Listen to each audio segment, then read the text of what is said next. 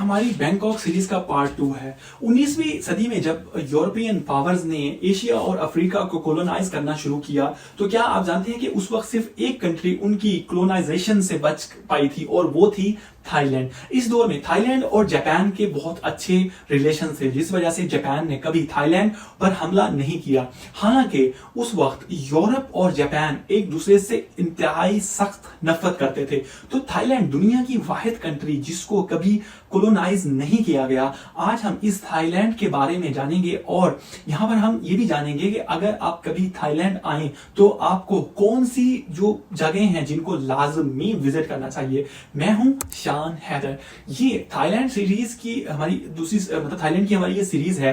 तो दूसरी सीरीज में पहली वीडियो का लिंक मैं डिस्क्रिप्शन में यहाँ पे लगा दूंगा। क्या आपने कभी फ्लोटिंग मार्केट का नाम सुना है, जिस पर लोग कश्तियों में बैठकर सामान बेचते हों?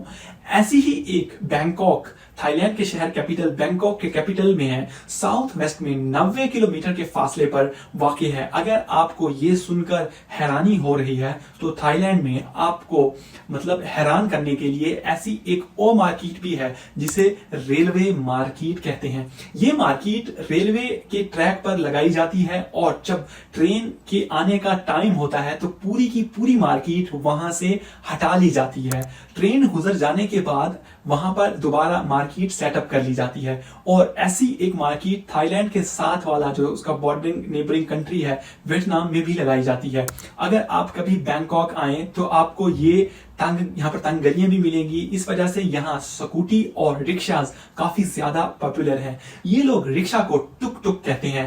पाकिस्तान के ट्रक आर्ट से भी बहुत ज्यादा इंस्पायर हैं। वो यहाँ पे मशहूर भी है इन टुक टुक पर, और इनके ट्रकों पर इंतहाई खूबसूरती से सजाया जाता है इनको, कुछ इस तरह से जैसे पाकिस्तान के ट्रक आर्ट होता है। थाईलैंड की बस आर्ट भी काफी मशहूर है। ये लोग बसों को पेंट करते हैं, बसों पर डिफरेंट टाइप्स की ड्राइंग्स बनाते हैं और अपने टुक टुक पर भी यहाँ की जो इस तरह की ड्राइंग करते हैं। और यहाँ की जो ऑफिशियल रिलीजन तो कोई नहीं है, लेकिन यहाँ की जो मेजॉरिटी पॉपुलेशन है वो बुद्ध मत मजहब को मानती है। इस वजह से आपको थाईलैंड में बुद्ध मत मजहब को के जो टेंपल हैं, जैसा कि गौतम बुद्धा के मुजस्मे हर जगह स्ट्रीट गली मोहल्ले पर मिल जाएंगे। अगर आप देखें तो इनका जो आर्किटेक्चर है वो स्टाइल जो है वो कुछ इस तरह हिसाब से है कि घर जो बनाए जाते हैं वो तकूनी घर बनाते हैं। ऐसा इसलिए, एक तो यहाँ पर जो है ना बारिशें बहुत ज्यादा होती हैं, दूसरी वजह यह है कि इस तरह का सिंबल को बुद्ध मत मजहब में होली माना जाता है।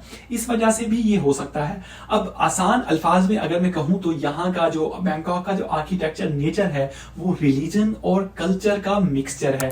यहाँ के किंग का जो नाम है वो है महा विजरालोंगक्रॉन, सॉरी अगर मैं इनकरेक्ट प्रोनाउंस कर रहा हूं, जिन्हें राम 10th भी कहा जाता है। रिसेंटली अगस्त 2023 में मैंने ये काफी मतलब ये मशहूर हो गए थे जब थाईलैंड गवर्नमेंट ने इनकी जिंदगी पर लिखी जाने वाली एक किताब को पब्लिकेशन से पहले ही बंद करवा दिया। यहाँ पर डेमोक्रेसी और मोनार्की एक ही वक्त में रूल करती हैं। बैंकॉक में एक और बहुत ज्यादा मशहूर जगह है जिसको कहते हैं, मतलब मैं आपको रेकमेंड भी करूंगा कि आप यहाँ पर जरूर विजिट करें। अगर आप कभी थाईलैंड आए तो इससे जरूर विजिट करें। ये जगह है द ग्रैंड पैलेस। है ये वो जगह जहां पर रॉयल फैमिली रहती है। अगर इसको विजिट कर सकते हैं, यानी यहाँ पर विजिट किया जा सकता है, यानी इसकी कुछ हिस्से पब्लिक के लिए ओपन है। ये प्लेस जो है ना सही तौर पर थाई आर्ट को रिप्रेजेंट करती है। इस ग्रैंड पैलेस को 1782 में स्टैब्लिश किया गया था। इसमें ना सिर्फ किंग बल्कि गवर्नमेंट ऑफिशियल्स भी रहते हैं। ये एक बिल्डिंग नहीं बल्कि कॉम्प्लेक्स ऑफ बिल्डिंग है जिसमें रॉयल कोर्ट, ऑफिशियल्स के ऑफिसेस और टेंपल और बुद्धा भी शामिल हैं। एक बात और, आप इस जगह मतलब जाएं तो इसका जरा ड्रेस कोड है जिसको आप जरूर फॉलो कीजिएगा। वो ये है कि आप लॉन्ग ट्राउजर जो है वो पहने, जो आपकी जो लेग्स हैं वो कवर होनी चाहिए, और हाफ बाजू शर्ट्स भी नहीं पहने। अगर आप सैंडल्स पहनकर आ रहे हैं तो आप अपनी जो सॉक्स हैं जरूर पहनिएगा। लेकिन आप मतलब ये सब नहीं करते तो आपको रोकेंगे तो नहीं, लेकिन क्योंकि आज भी वहां रॉयल फैमिली रहती है तो आपको ये रूल आप पर भी मतलब आपको फॉलो करने होंगे। तो ये था थाईलैंड की हमारी सीरीज 2 का पार्ट, और आज की वीडियो के लिए इतना ही। निकलता हूं, फिर मिलते हैं किसी और वीडियो में।